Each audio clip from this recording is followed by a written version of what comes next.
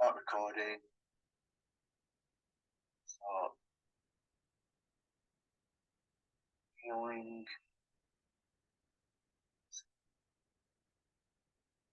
What we're going to call the show then? Is it Inner Child? Yeah, I'm going to call it Inner Children, plural, I think. Children. Yeah, well, thanks for doing that, Andy. Because that threw me last time because I thought, oh, I have to put the title in again. Right, so yeah, feeling healing, Inner Children. Right, are you ready? I'll do a 3, 2, 1 and then say 3, 2, 1 and then I'll just press start and then mute myself and then it's straight over to you. Okay? Yeah, okay, that's fine. Right, 3, 2, 1. Hello. Welcome, everybody. It's nice to see lots of people here live. Thank you for coming. So this is episode 2 of Feeling is Healing. This is Jenny Luscombe. And I've called this episode Inner Children. So I'll get onto that in a minute. I wanted to start off, well, first of all, I want to say that this week, I'm going to try not to talk as much. So it's my plan to sort of speak for about half an hour and then, because there's quite a few people here, I'll hand over to sort of Q&A so that anybody can speak or ask anything you like.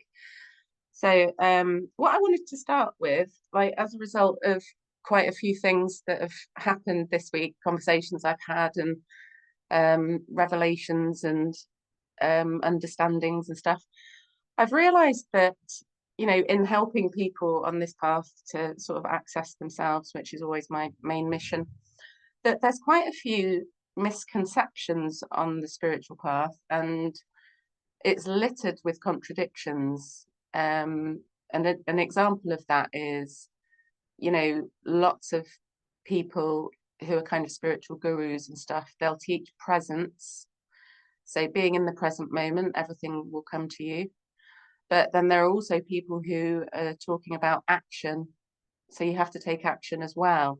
So sometimes people get stuck with that and people think, well, if I'm in the present moment, then everything will come to me, which is true. But it's also true that you need to take action in order for what you're looking for to come to you. So that's an example of a contradiction, and it depends where you are and what it is that you're in and where you're going.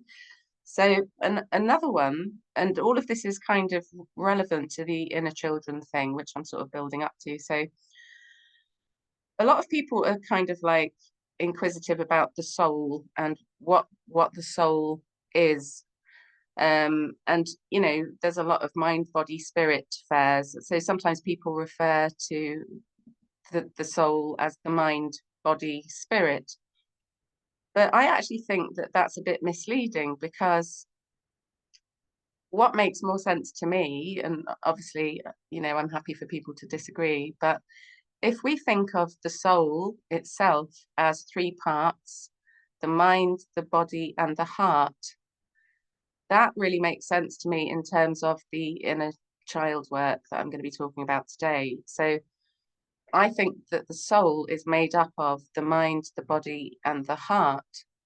So the heart, and I think that these things need to work together in order for suffering to cease. So I think that all suffering, all human suffering, comes from resistance to emotion.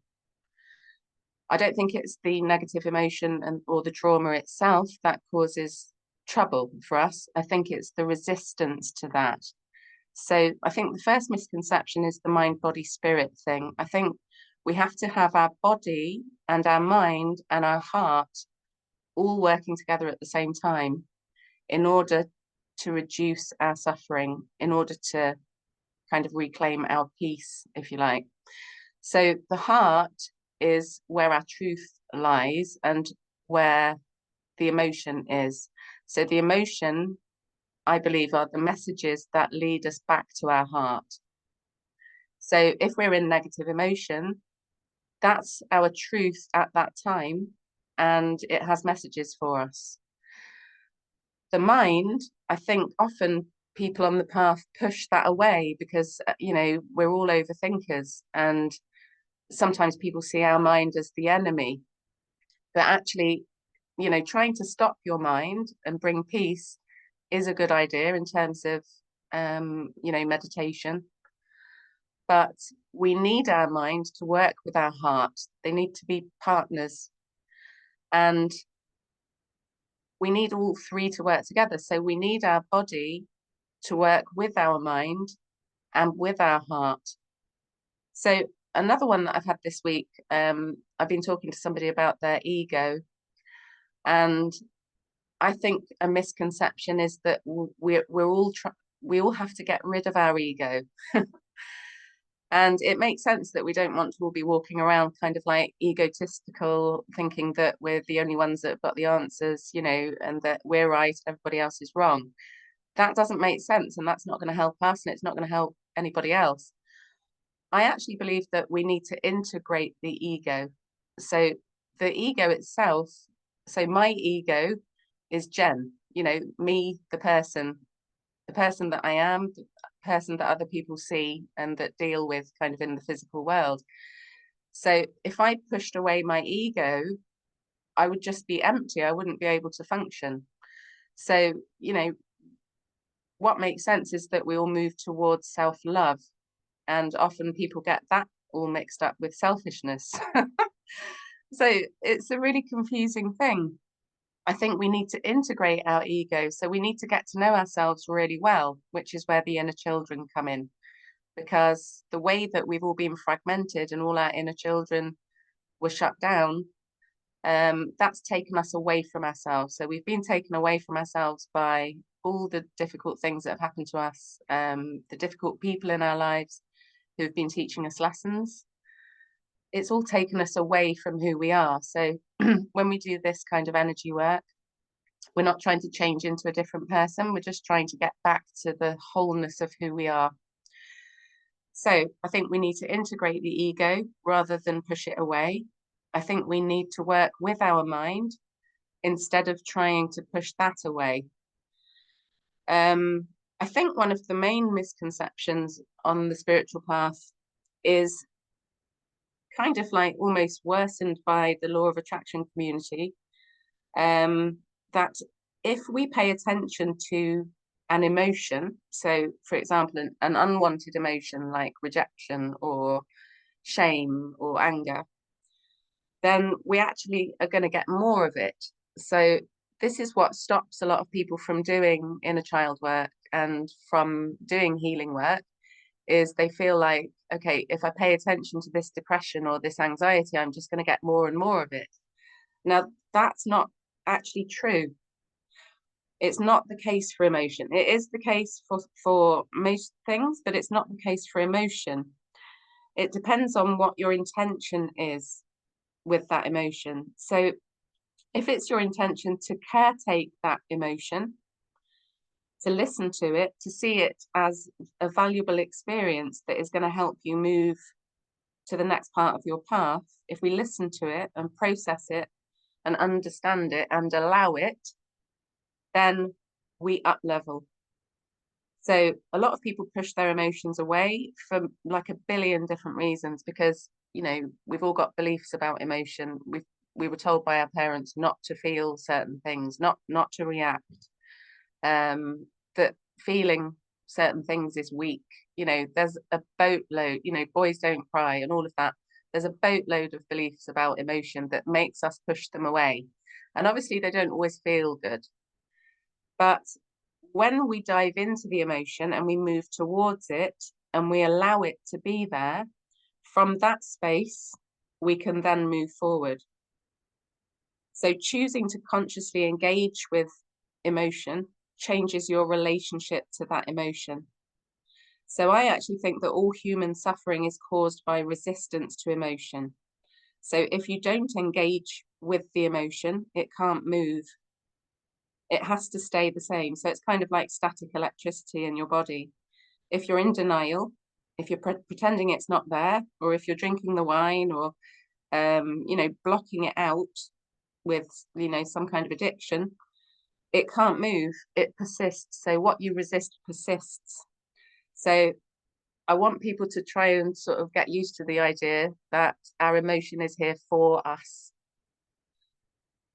So if you imagine kind of exposing your emotion to the light, so for example, anger or something that's kind of not deemed socially acceptable, if you allow that to be there and then you take the lessons from that anger, it has to change. It's kind of a universal law, and also it's the observer effect. There's a lot in quantum physics about the observer effect, and you can't fight with physics. It's very powerful. Okay, so I wanted to kind of like iron out all of that to start with, because I think that a lot of those things are what stop people from actually accessing themselves. So another misconception, I think, and I know that some people will disagree with me, because just the term inner child work, it suggests that there's just one of them. So sometimes people have an idea in their head of their inner child. How did they look in my childhood? Maybe they looked sad, maybe they were upset, maybe they were shut down. So sometimes people have a very general picture of what went on for them. But what I found sort of along my journey working on myself and on my daughter and with clients is that our body is very specific. So we need to pay attention to, I think we need to work from the present moment. So we need to understand fragmentation as well. So I've got a client this week who's been sort of voice noting me because I'm teaching him how to process his emotion in the present moment. So he's dealing with somebody in his life he's kind of locked into a pattern with them where he's getting disempowered in a very specific way by this person. So he's been waiting until that thing actually happens. And then he's been using the processes that I've taught him to kind of pull the plug out of that. So when the thing happens, he uses tapping and he sits in a quiet place and he just lets that emotion be there. So the anger, the irritation, the feeling of being taken away from himself, the feeling of, this person is preventing him from being in the truth of himself, what he's trying to achieve. So when he does that, he's been experiencing the energy in the body. So he's been feeling it in his stomach and in his throat, because it's kind of like a self-expression issue. And he's realized that when he taps and he sits with the emotion, he allows it to be there, it starts to move around his body. And then because he's tapping, his cortisol level comes down, the stress hormone. And then he starts to understand what's going on in a deeper way. So his heart, his mind, and his body are all working together, which is helping him access his soul. It's helping him to access his truth in a deeper way. So I kind of feel like that happened this week so that I could talk about this on the radio, because it was like a perfect example. Like, he's new on the spiritual path, and all of these processes and stuff is new to him, and he seems like a natural. But it's kind of highlighted to me how many people are kind of stuck on one or all of those three things. Like, overthinkers, they probably aren't listening to their body because they're stuck in their head. Sometimes people that are just in the emotion and they're kind of enduring the emotion. So they're not really allowing it to be there. They're feeling the anxiety. They're pushing the anxiety away. They're getting stuck in the anxiety. They're not actually properly allowing it to be there. They're thinking, I wish I didn't have this anxiety. I wish I didn't have this anxiety. So they're kind of not really engaging with the emotion. They're enduring it, and they're actually lengthening their experience of that emotion. So we can get stuck in the emotion sometimes by not really allowing it, by pushing it away. Sometimes we can get stuck in the mind, we can get stuck in the thinking, so we're disconnected from our body. But if we do all three at the same time, we give ourselves a chance to listen to our body, to get the messages and to access our truth and to get closer to our soul. So I think that working from the present moment is a really good idea. Now, obviously, sometimes when people come for sessions, they've got this deep, dark thing from their past and they want to focus on that and they know that it's causing them trouble in their life. That's fair enough. You can go to these difficult things that have been stuck. But I think that if something's happening to you right now, right here, then you're ready to release it. And the law of attraction has brought you that thing, and it's what you need right now. It's what you need right now. Otherwise, it wouldn't be happening. So working from the present moment, you can tap into your body.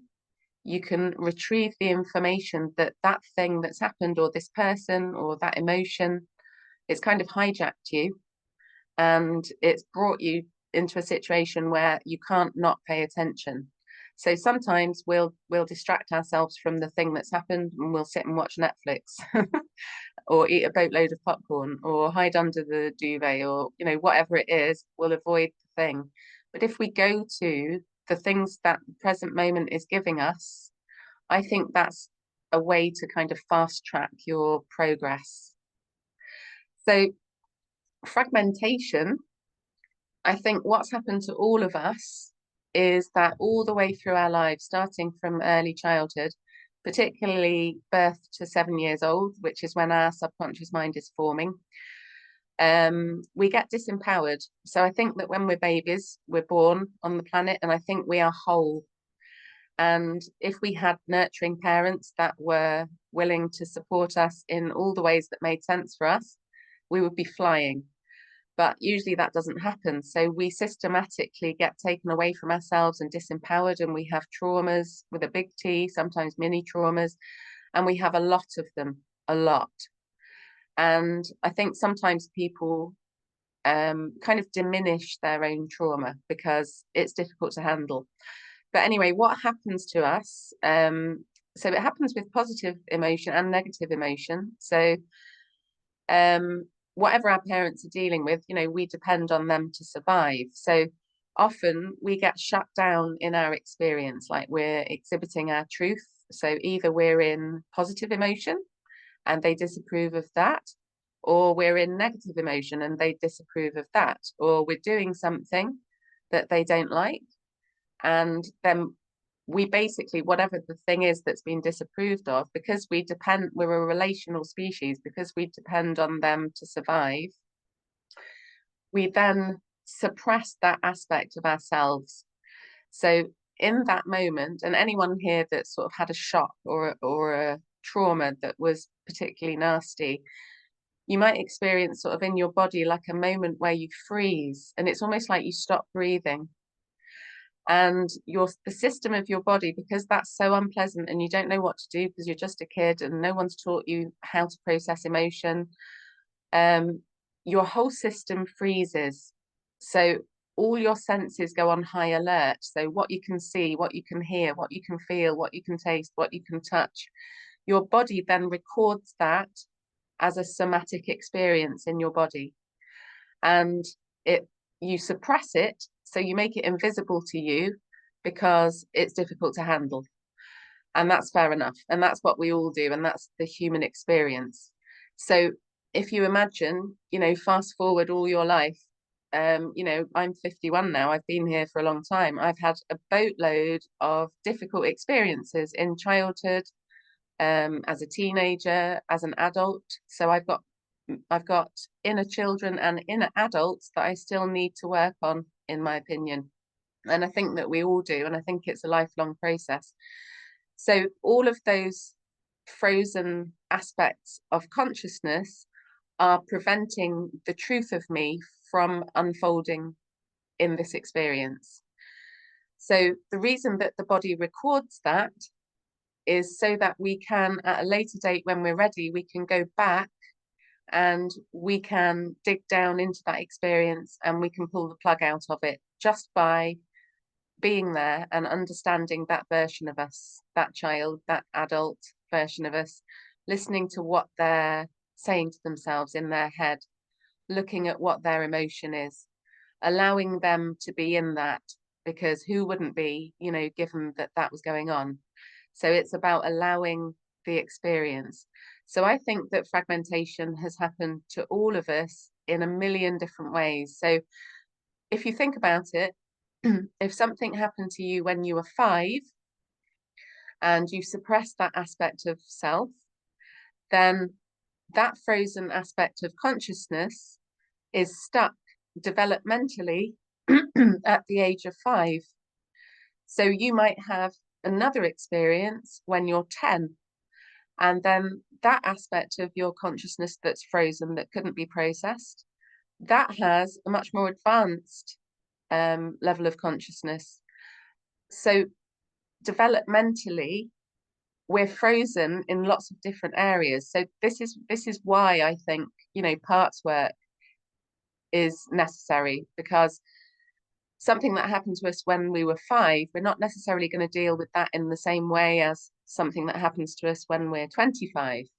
So this is why we can sometimes have opposing parts that seem to be so out of alignment. It seems impossible that you're carrying like those aspects of you in the same body. So that's why I think that there are a lot of inner children. I think sometimes when people think that they've only got one inner child, I think that they stay general. So I think that they don't actually access the inner child through the body, which is, I think, what we need to do in order to pull the plug out of the frozenness. So I've posted a video on my channel and on the radio channel, which has like a step-by-step approach to doing inner child work. And I know that a lot of people do like the step-by-step approach, but obviously it's my intention that everybody makes it their own process, because this is the way that I do it, and I'm not everybody else. So you can kind of use it.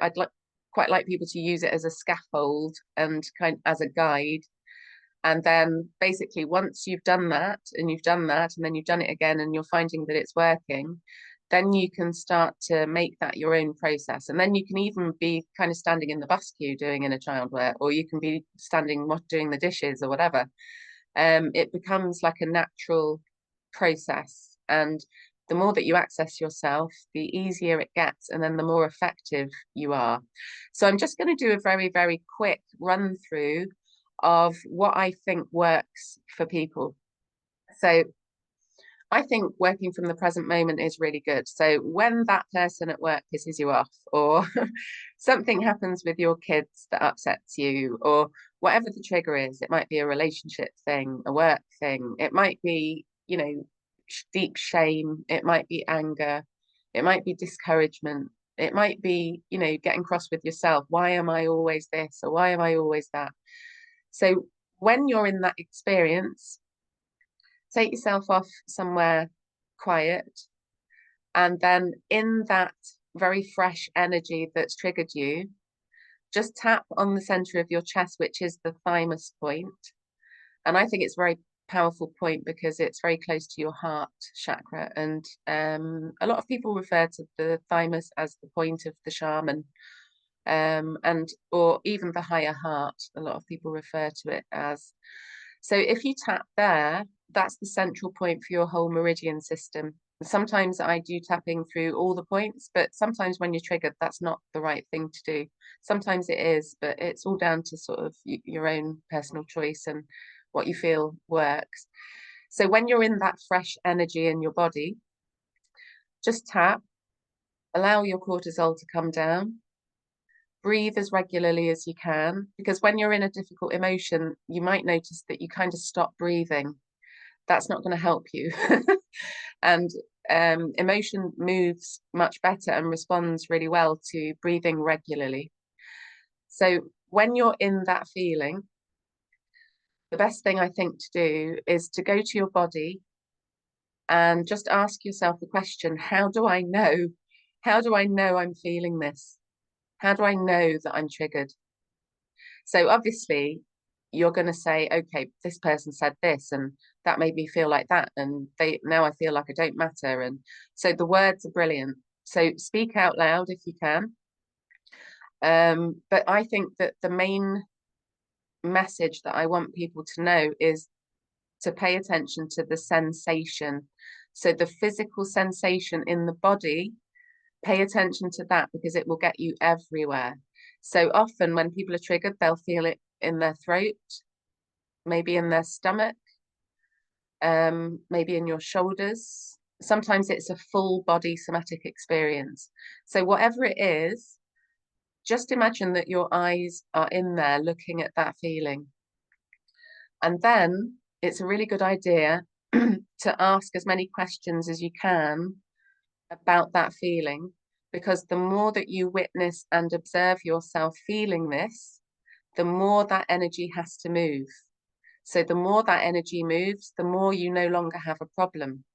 So doing this will actually move the energy and help you to feel better, but it's also changing your point of attraction.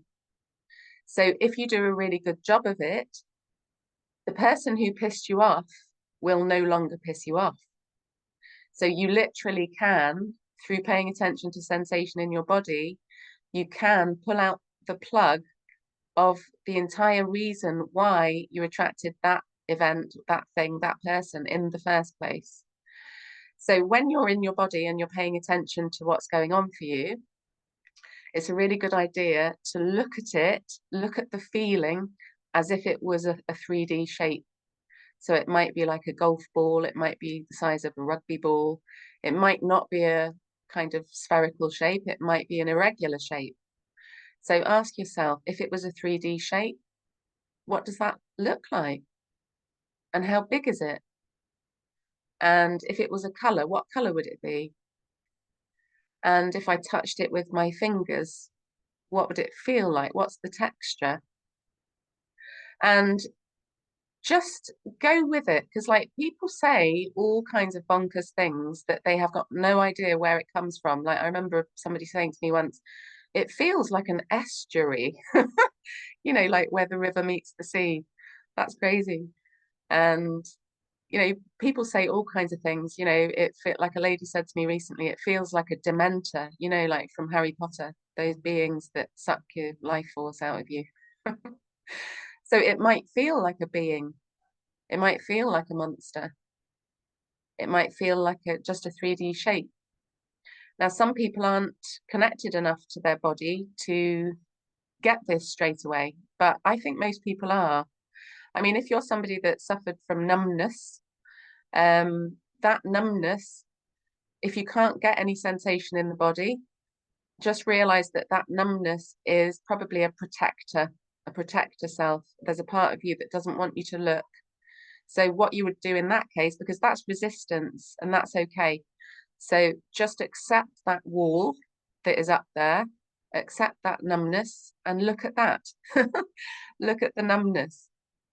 So if you're finding it hard to connect with yourself and you're like, I just can't do this. I can't do this. I don't know. I just don't know what I'm supposed to be looking at. I don't know what I'm doing. Look at that, because that's the experience that is coming. So there are no mistakes. Whatever is happening for you, that's the thing to look at. It has to move. So you might have to sit in numbness for a while, but it will move, because it can't stay there if you're allowing it to be there. So you got to make sure that you're not there sort of resisting all this stuff. Imagine pouring it a cup of tea and say to it, you know, speak out loud to it and say, I'm not going anywhere. Here I am. Because you're basically saying to your inner children, I'm not abandoning you. I'm here for you. It matters to me how you feel. So we need to sort of get into the habit of, even if it feels hard, which sometimes it really is, that we love ourselves enough to kind of see it through. So the guy that I've been working with that has been voice noting me, he observed his energy moving up his spine and kind of out the top of his head. So that's how it might happen for some people. But how you know that this is working is when you feel some kind of resolution. So he said that after he did that for a period of time, he watched the energy. He felt a bit icky while he did it. He watched the energy move, and then he felt euphoric. So he felt euphoric. That was the message from his body. You nailed it. You just moved that emotion. And then later on, he felt knackered. So often people feel really drained, really tired. And that's because the cells of your body have just let go of something that you've probably been holding on to most of your life. So that's how you know you've done it right. So you don't stay tired and drained. Obviously, in a few days' time, once you've had time to sort of integrate that experience, then you can look at your life and kind of see where you are, and you've up-leveled on that very specific issue that you've been working on. So to take this deeper into the inner children, it's important to realize that when you're in the sensation of the body, that sensation is the messenger. Now, your body is an archive and it's recorded everything. So when you're in the sensation, you're observing it, you're witnessing it, you're watching it change. If you want to figure out where this came from, so where the emotional root of this issue has come from, so that you can properly pull the plug out of it and do a really thorough job, when you're knee deep in that sensation, you're looking at it, it probably feels hard, difficult. You're making sure that you're breathing, you're looking at the 3D version of that emotion or that belief in the body. Ask yourself the question, which version of me, so which one of these little me's, imagine that there was one of you for every year of your life, age 0, age 1, age 2, age 3, all the way up to the age that you are now. Which one of these versions of me felt this exact same way? And then just be patient. If your mind doesn't give you the memory, that's okay. You might need to just stay with the sensation, which is equally as powerful. And if that's the case, that's where you need to be for now. So you might have resistance to going all the way back, and that's okay. The resistance needs to be allowed. It's the resistance that's causing the suffering. So that's what you need to sit with. So either sit with the resistance, sit with the emotion, sit with the belief, tap, allow it to be there. It will change. So as soon as you ask that question to your body, which is the archive, your body has given you the emotion, so you will ask this question. Which one of these versions of me felt this exact same way? When was the first time I ever felt this? So you might have lots of memories, and whenever you do this, every single thing that you think will be relevant, even if it doesn't seem like it. So you might experience, oh, why am I thinking that? And then you might push that away. That is what a lot of people do, because they think, why am I thinking about this silly little thing at school? So we will diminish our own trauma. And that's because we were diminished over and over again. So allow all the thoughts to come. The best one of those memories that will come, and they'll all be connected. There'll probably be a theme. There'll be something similar about all of the memories that come when you ask that question. So it might be all about the same person. It might be all about the same kind of emotion or the same kind of belief. The best thing to do is get back to the child version of you as early as you can. So ask yourself the question, when did I first feel this feeling? Which one of these little me's was it that felt this first? If you go back and then ask yourself, what am I thinking right now? Which one of these little inner me's is it? Then go to that memory. And then all you have to do is try not to be in his or her eyes, his or her head looking through their eyes. Try to be separate from them. So try to be you from 2024, just seeing them as a separate being and just watching their experience. So imagine that you're seeing them on a screen and you're not trying to change anything. You're not trying to make them better at this point. Just allow them to be in the state that they're in. So just tap and kind of voice out loud, they're frightened. She's frightened and she's got good reason. So the trick is to kind of validate it. I can see what she's thinking. She's thinking this to herself inside her head. Now, when we're in the moment of trauma, we always decide something. So when I do EFT sessions, I always try and get people to the decision point. What did you decide about yourself because that happened? So It's never the trauma or the negative emotion that has caused our problem. It's what we made it mean. So you're going for, what is the meaning here? What does my body want me to know? What is my body going to show me? So your subconscious mind, I believe, actually is our body, because our body has it all recorded. So we might have memories and stuff that we've buried so deep that we've never thought them until we start to tap or we start to do inner child work. If you retrieve a memory that you haven't thought for years, it's because it was suppressed. It's because it was difficult. So all you have to do is just be present with that version of you and allow them to be the way that they're being. And the more you stay present, the more their experience will change. So you might have to go back to the same inner child over and over again. But the longer you stay with them and the longer you allow them to be in the experience and you allow them to suffer, you allow them to have the beliefs that they're building up about themselves, then the energy has to move. So eventually, if you see that through and you stay with them for as long as you can, something will change and it will feel lighter. So sometimes people, when they're with their inner child, something will happen, like the sun will come out, or they're standing up now instead of sitting down with their head in their knees, they're feeling stronger, and there isn't any rhyme or reason to it. It's like, how do I know? Your mind will work with you. So it's kind of like a waking dream. But whatever images, sensations, feelings that you get will be the messages that are designed specifically for you.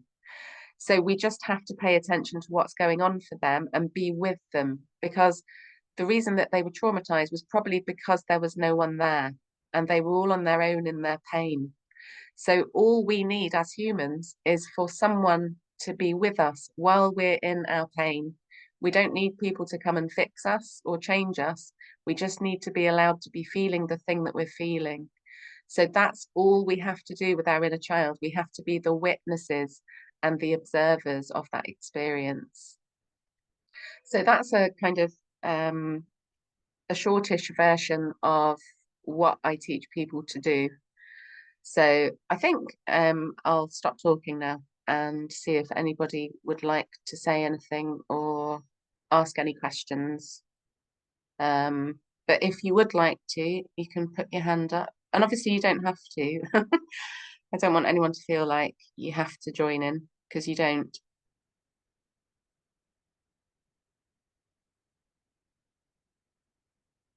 I'll just jump on and say thank you very much for what you've been saying. Oh, thanks, Andy.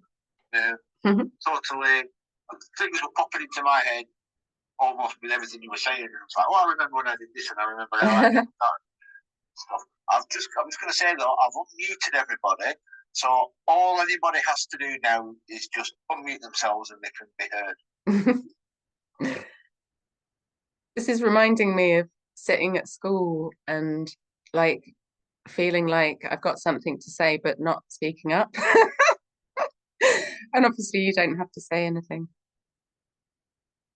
I'd like to come in if I can. Yeah, of course you can, Joyce. Thanks so much, Jenny. All made complete sense to me.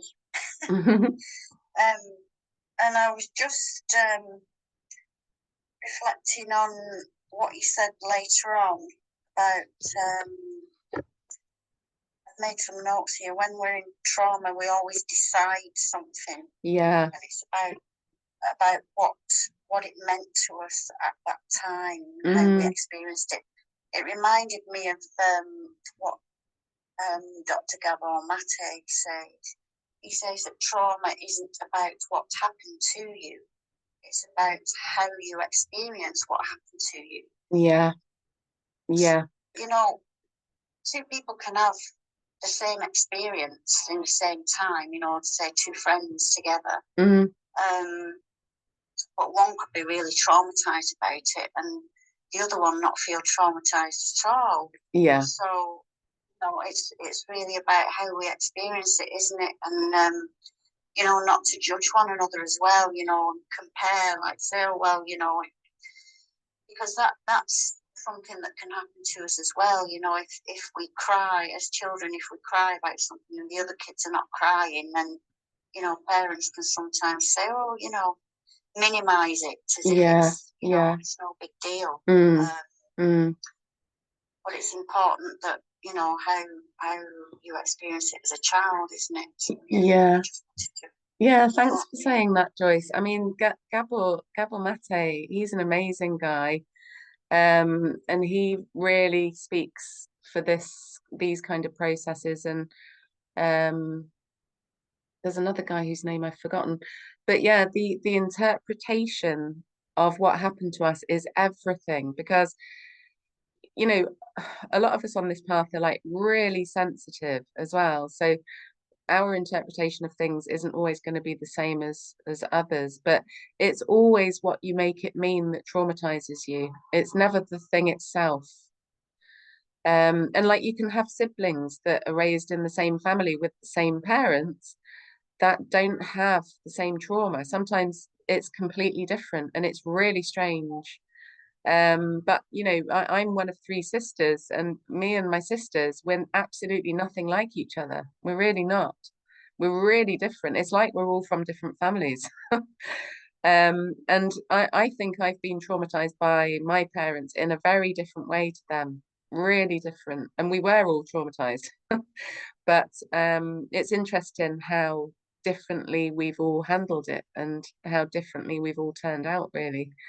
So yeah, you know, the decision point, I sort of feel like when I work with people, I think it's one of the most important parts of the whole session, because it's as soon as you go back to your inner child, and then you're there, and it's like, what did they make it mean? So what did they make it mean that this happened to them? You know, it might be, oh, you know, because mum did that to me, then that must mean that I'm not good enough, or that must mean that I'm not powerful. You know, then you see how, because that thing happened, it's like you've worn that belief like a hat or like a pair of glasses, like as a filter for the whole of your life experience to go through. And then by being in that experience, acknowledging that that little version of you made that decision about themselves, you start to see, okay, so if I made that decision about myself, I can unmake it. So it's about allowing that little Joyce, you know, that little you, allowing her to have made that decision. So if you can tap and say things like, oh my God, like, what kid wouldn't have made that decision? She's just a kid, like, she didn't know what to do. She was all on her own. Of course she decided that, because all the negative evidence around her led her to that decision. It makes sense that she felt that. Allow her to be in that and sit with her while she has that, you know. And then once you've kind of like allowed that to be there, and you're tapping and the energy's moving, then you'll start to see that little you who doesn't feel good enough because that happened. You'll start to see her actually start to get stronger, and she's like, no, you know, I am good enough. And like, people's inner children really come back from us integrating a decision and seeing that it made sense at the time. Of course it does.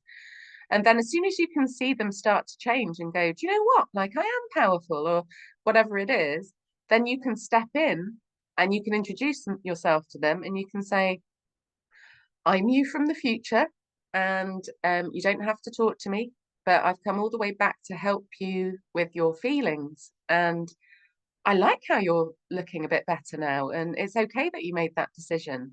And then you can say to them, you know, if they want to talk to you, obviously if they don't, which sometimes people's inner children have got their arms folded and they're like, yeah, back off, sister, I don't want to talk to you, which is fair enough. So you have to let them hide behind the curtain or do whatever they want to do to keep safe from you. But they will be listening. Like, we all listened on the stairs, didn't we, to our mum and dad shouting at each other? Like, that inner child will be listening to you. And it is a separate part of consciousness. It's weird, but it is. We separated it. We did that. We shut ourselves down, and we decided that we were not good enough. So as soon as you kind of like start to actually engage with them and say to them, you know, what do you need? what did you need when that awful thing happened? You know, what was the thing that you really needed that you couldn't get? And then they might say, love, you know, or I needed to feel like I mattered, or, you know, I needed to feel like this person loved me, or that, you know, they were just having a bad day, or whatever it is. Like, then find creative ways to give it to them. So I've got a client who, like, he brings all his inner children inside his body, and he says, right, you're all safe in here and we're going to have a good time. So he builds like a fairground, and there's a helter-skelter and swings and a slide, and there's a stage where they can do karaoke, and a lake that they can swim in, and he's got all versions of him, like all different ages and they all get to express themselves, all different parts of him, like all different aspects of him. And then when he's there fantasizing about getting to do all the things that he wasn't allowed to do when he was a kid, that's changing him at a cellular level. So whatever we do when we're in there with our inner children, it's changing us in the cells of our body. So our body is timeless. Our body doesn't know that what we're doing there isn't real. It's like the same mechanism as, like, if we were hanging off the edge of a cliff and we were actually asleep in bed. We were hanging off the edge of a cliff in a dream. Our body in bed, which is safe, still physiologically feels like it's hanging off the edge of a cliff. So when we do the changes with the inner child and we're meeting their needs and we're bringing in the unicorns, or, you know, the angels, whatever makes sense, our body's like, oh, they're letting go of the trauma and everything's okay. Then you've processed the dark stuff, you've been there, you've allowed the emotion, you've allowed the belief, you've allowed the decision. Then meet the needs. What if you can get as far as that, you've nailed it. Sorry, Joyce, I didn't mean to talk that much again, but Gabor Mate is amazing to listen to. It's really about listening, isn't it? And do you Yeah. think that if we're not conscious of some trauma, and obviously, but from what you've been saying, it remains stuck, do you think we continue to act out the same scenarios or similar scenarios, or attract the same situations until we do become conscious of it? Yeah. You know, almost like the universe or spirit, whatever, or our souls, whatever is saying to us, you know, you really need to pay attention to it. Yeah, I suppose that's totally. Again, isn't it? Yeah, yeah. And other people will play the roles for us as well. Yeah, so all the people in our lives are a reflection of us. And if we have, like, unresolved relationship wounds, we're going to keep attracting that same wound in the next person, and then the next person, and then the next person. So the more that you go down the path, and, like, if you sort of see each relationship, I mean, since I came out of my marriage, I've dated, and then each person I've dated, you know, I've got the lessons from them, and then maybe it's not worked out, and then I've moved on. From each person, I end up kind of feeling grateful for the experience and seeing the reflection, and then I integrate that version of my shadow, and then the next person that comes along might show me something else that's kind of a difficult thing, or, you know, the quality of person that I'm looking for gets better each time. And that's how to heal, because, like, the more you heal, the more the people that you're going to attract are going to be aligned with you. But, you know, when we reflect each other, we reflect the good bits and the stuff that's in our shadow. So it's really interesting who we attract, because what another person expresses, we will usually be suppressing. And that's how we get messages from other people, and then vice versa. What they express, we will suppress, and then what we express, they will suppress. So when we attract somebody who's really angry, and we're, like, really pissed off, because it's like, oh my God, like, this person's anger is, like, off the charts, you know, and you might be finding it really difficult to handle that person's anger. They're showing you that you have suppressed anger. And it's how it all fits together. And, like, we don't want to see that about ourselves, you know, it's you. It's kind of like every single thing that every time something or somebody triggers us, it's us. It's us. And if it's a negative thing that we don't want to see about ourselves, it's because it's a suppressed aspect of us. But, you know, equally on the opposite side of the coin, if there's somebody that we idolize and it's like, oh my God, I love that person and I can't get enough of that person, you know, then that's you. It's part of you. It's a reflection of you. But that's the positive aspect of you that you've suppressed. So if we were taught to not be powerful, not, you know, not be talking all the time, you know, stop showing off or whatever, and then we perceive in somebody else something amazing and we just can't not be with this person, it's like we're craving to be with them, that's definitely a suppressed aspect of ourselves, you know. So as soon as we realize this, that everybody around us is showing us either our light or our shadow that we might not have access to, everything's amazing, because, you know, even if you fall out with people, which is never a nice thing, there's always treasure at the end of the rainbow. Yeah, thanks for that. All makes sense. Yeah. Thanks, Joyce. Okay, thank you.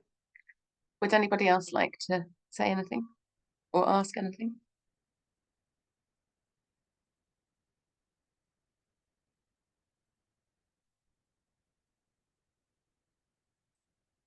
Okay, so I'll just... No one else is unmuted. I'll just thank you for your show, Jenny. Absolutely. I'm loving what you're doing, and I'm loving anticipation of what you're going to do next as well. Yeah, well, I wish I knew that, Andy. I just want to thank John, Craig, Louise, Jackie, Tim, and Joyce, of course, for her amazing share this morning with the, I can't remember what it is. Joyce will tell me. Joyce, what was it we shared this morning? Well, it was a short YouTube video, wasn't it? Something about Aristotle. Oh, the community thing, yeah. Yes, that's the one. The whole was the sum of its parts or something. The whole created the sum of its parts. Yeah. That's right. Yeah. I love that as well. I love that because it's relevant to this as well.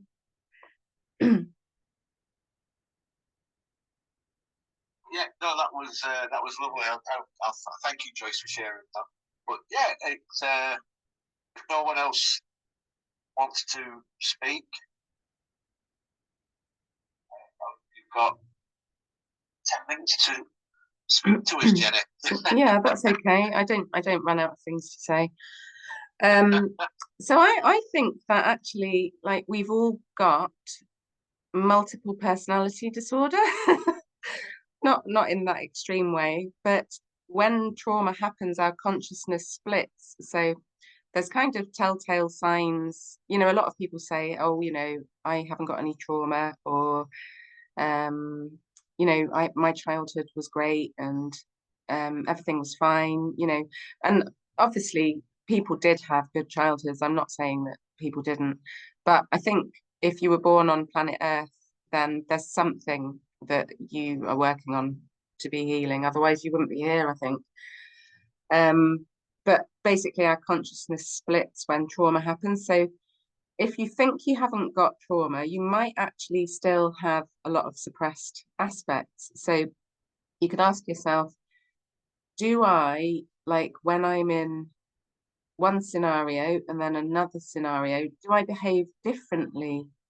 So do I behave differently with this person than I do when I'm with that person? So if that's true, and I think that we all do this on some level, you know, if we're sort of people pleasing, so if we're behaving differently with one person because they kind of expect a certain level of behavior from us, then we're probably shutting down an aspect of ourselves. So if you notice yourself doing that, even just asking yourself the question, you know, why would I be doing that? Why would I feel uncomfortable about just unfolding as me in that moment with that person? Sometimes those questions can really help to sort of open up your consciousness. Often it comes the message sort of comes through when people are kind of like, I just cannot make a decision to save my life. And I am quite indecisive sometimes as well. And I always see that as a message, you know, why do I feel like I can't honor my truth, or I don't know who I am yet? You know, why am I doubting myself? What is it inside me that is causing me to not trust myself at this point? You know, if you're finding decisions hard, then it's likely that there's an inner child version of you or an inner adult version of you where you tried something, you took a risk, and then it didn't work out. And then you made a decision and you decided, right, I'm never trusting myself again. And I'm sure that's happened to all of us. So if we say to ourselves at any point, I'm never trusting myself again, then that's going to stick, and it will affect us sort of like the next time that we have a decision to make, you know, and we're worried about getting it wrong. But I don't think there are any mistakes. And I don't know about any of you, but I've made a million mistakes, like loads. And because of my upbringing, I've had like a lot of patterns of sort of self-hatred and self-loathing to get through, because my mum was very like that. So it made sense that I would be like that, because I didn't feel loved as a child. I did actually feel hated. So if you have patterns of self-hatred, it actually really means that you have parts of you that set you up to fail. So if you have parts of you that set you up to fail, you end up making bad decisions. And I've made loads of bad decisions. But, you know, when I look back on it, I don't regret it really. My life has been a bit twisty-turny because of that. But I've had to see that it's happening in order to integrate it, heal it, integrate it, and then I can teach other people that that's why they make bad decisions, because they have a aspect of self that is, it doesn't actually hate you. There are no parts of us that hate you. None of your inner children are going to be hating you. Like, all parts of you love you. If there's a part of you that feels like a saboteur, then it's a protector. It's trying to stop you from moving forward, because there's been times in your life when you've moved forward and you've taken a risk and it's backfired and it's not worked out. But, you know, in my opinion, failure is feedback. And like, the most successful people in the world, I think, are the ones that have got really comfortable with failure. I don't think anyone can just be fast tracked into success without making all the mistakes. So yeah, like, all of this disharmony within ourselves is what causes suffering. Jen, can you hear me? Yeah. Yeah, I think Craig wants to come in and say something. Okay. Hi, Craig. Hi, how are you? I'm fine. How are you? I'm good. Well, I just want to say, I was in a relationship for 20 years, and I've been split up with the kid's mum now for 5 years. And I never knew I had trauma through that relationship, but now I'm sort of like finding out I've had trauma, because I've had one more relationship since then, and it never worked out. We just always arguing. And I think it was my doing. So I sort of like don't know myself at the minute. So how do you get to know yourself? The best way of getting to know yourself. I think you mentioned about on another radio last week about unrevealing these layers that you get. Is that what I've got to do? Yeah. So basically, with inner child work, so the reason that you feel like you don't know yourself is because when you were a kid, you had like lots of aspects of you, like the real you, like the beautiful uniqueness of you. You had those aspects of you shut down. So you found it hard to exist as you, because maybe you had to be like someone else wanted you to be. So maybe your mum or your dad said, don't do that, Craig, you have to do this instead.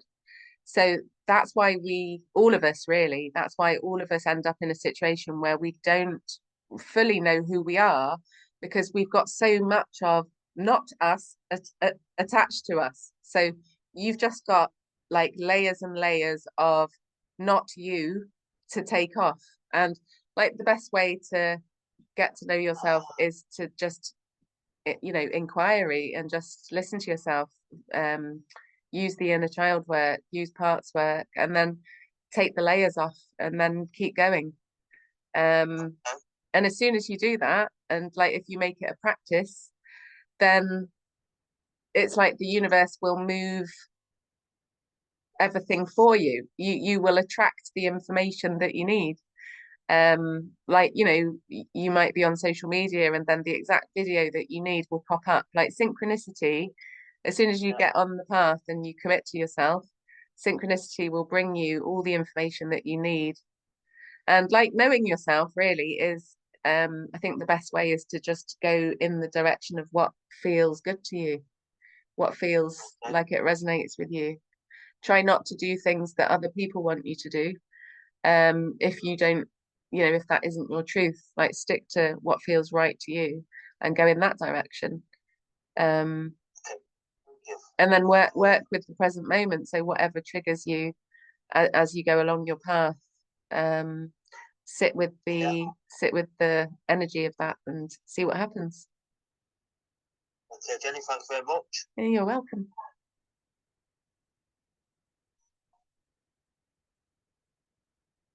Okay, does anyone else want to say anything before we finish?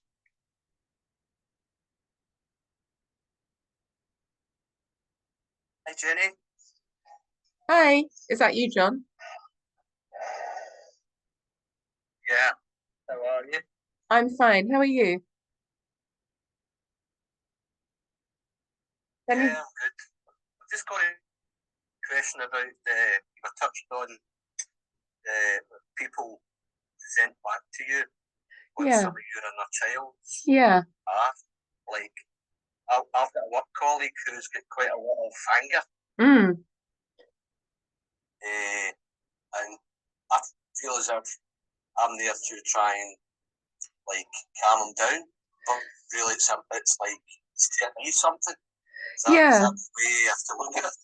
Yeah, that's an interesting question, John. Because it depends. I guess it depends on the circumstances. Like, how did they respond to you trying to calm them down?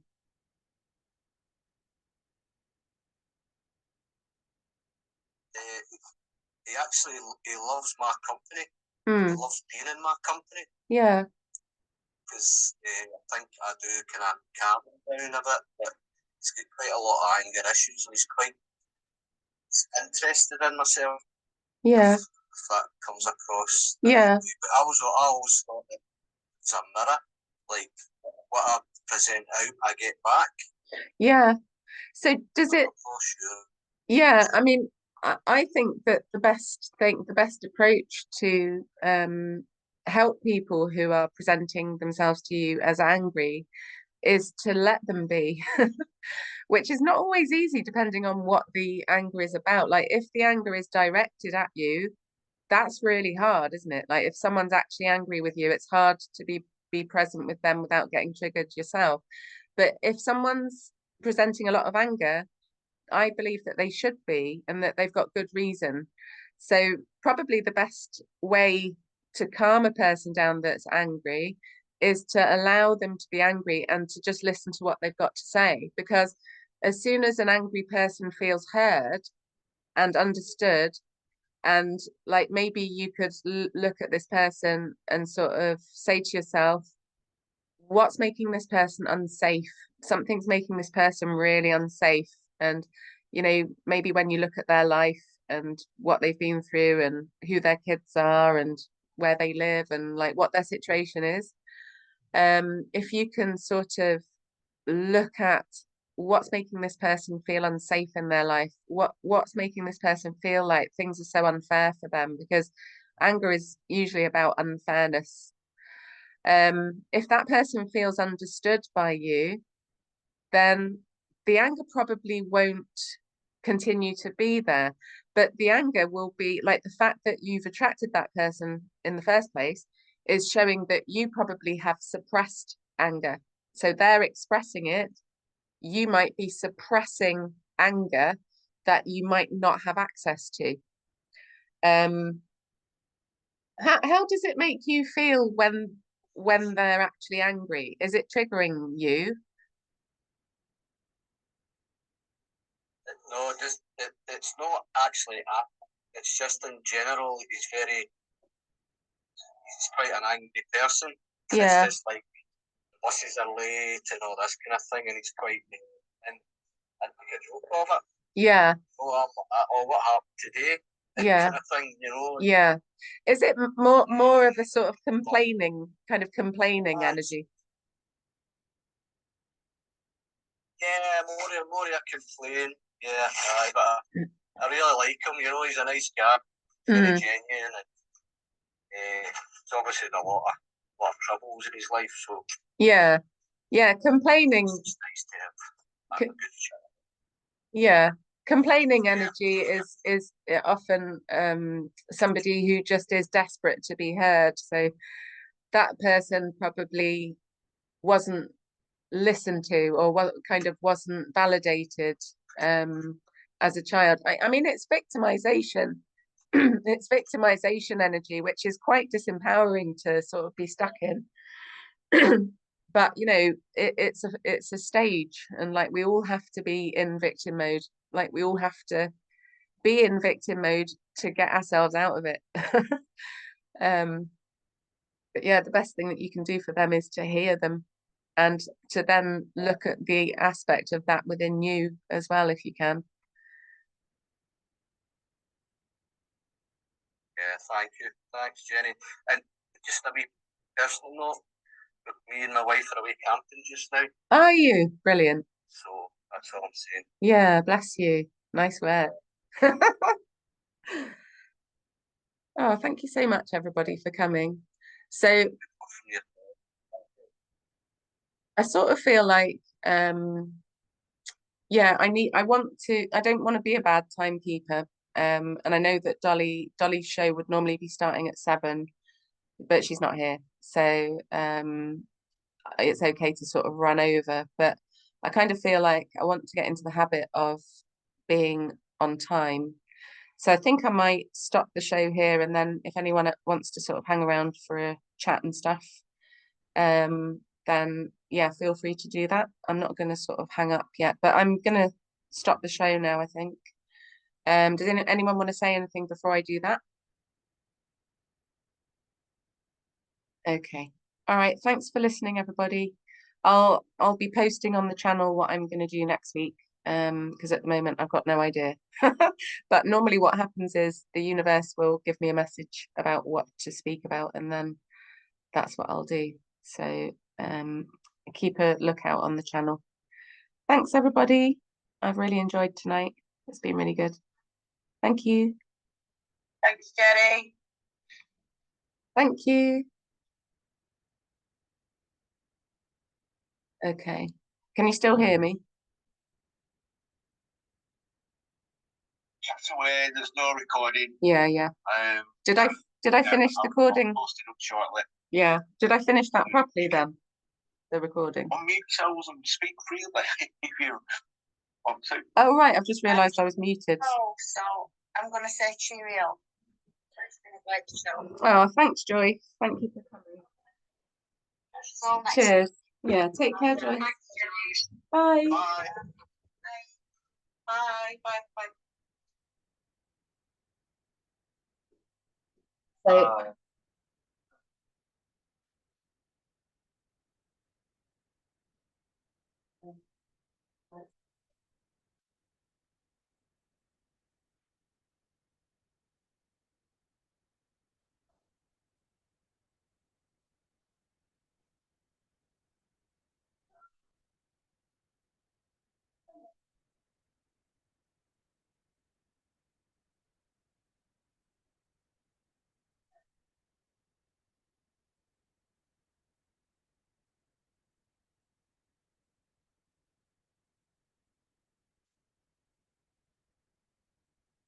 For self-conscious.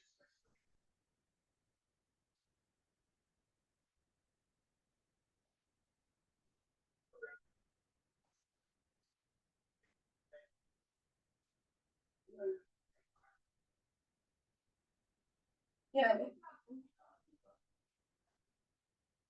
Really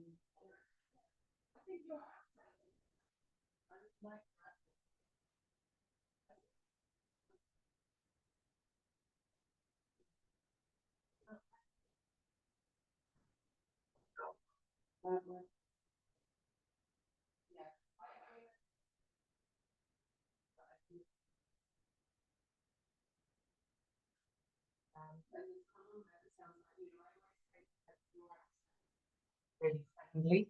So yeah, it's good to sort of break that silence.